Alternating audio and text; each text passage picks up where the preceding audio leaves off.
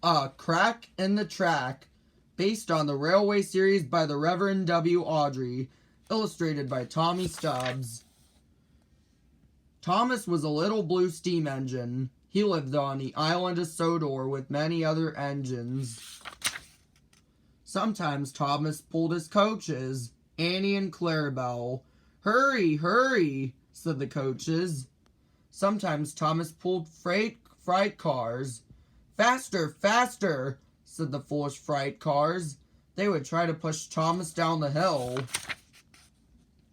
And sometimes Thomas traveled all by himself across the island. He chugged in the rain, he huffed in the sun, and puffed in the snow. "There is nothing a train cannot do," Thomas said proudly. One morning, Henry the Green Engine would not come out of his shed. He had boiler ache. So Sir Topham had asked Thomas to help. "Pete, Pete," Thomas said to the people, "I can take you where you want to go."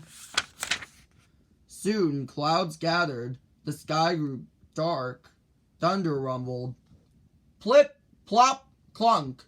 Hail began to fall. It fell on Thomas. It fell on the tracks. Suddenly, Thomas's driver saw trouble ahead. "Slow down," said the driver. The hail had made a crack right there in the track. Thomas came to a stop. His driver called out, "We cannot go forward, and we must not go back." "Everyone off," the conductor said.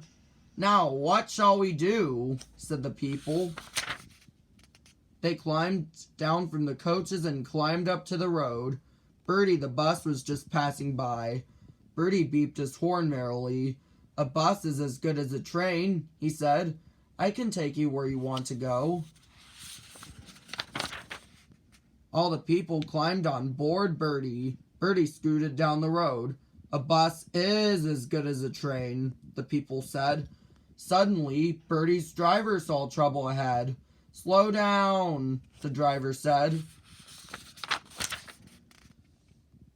There in the road was a bright green toad. Bertie came to a stop. His driver called out, "There's a toad in the road. We will have to unload." "Everyone off," said Bertie's driver. "That toad in the road caused a fuss on the bus." "What will happen to us?" the people said. Then they walked down the road to another train station. But the trains were not running. "Why not?" asked the people. They soon found out. Thomas was still stuck at the crack in the track. Percy was stuck there at Thomas's back. Gordon was stuck behind Thomas and Percy. James, with two freight cars, was in quite a hurry. The freight cars were needed in the yard, but James could not get past Gordon and Percy and Thomas, and the foolish freight cars refused to back up. "No, no, no," they said. "We will not go," they said.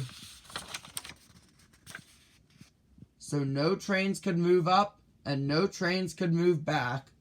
They were stuck where they were at that crack in the track. "I guess there are some things that a train cannot do," said Thomas's driver. "We need help," said Thomas, "and I know just who to call." Thomas's driver called Sir Topham Hatt and told him Thomas's plan.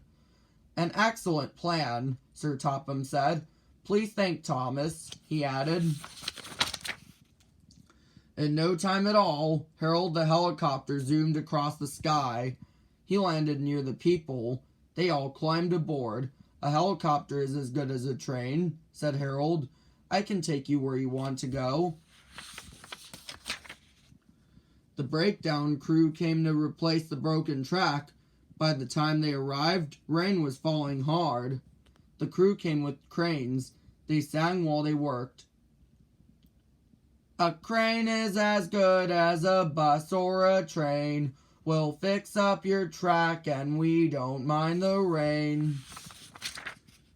Finally, Thomas could move. So could Percy and Gordon. James with his freight cars was close behind. They turned on the turntable and went back to work. The People saw Thomas waiting to take them home. "Are you sure you can take us where we want to go?" they asked. "I thought there was nothing a train could not do," said Thomas, "but now I know that just isn't true. I learned a big lesson from one little crack. A train is only as good as its track.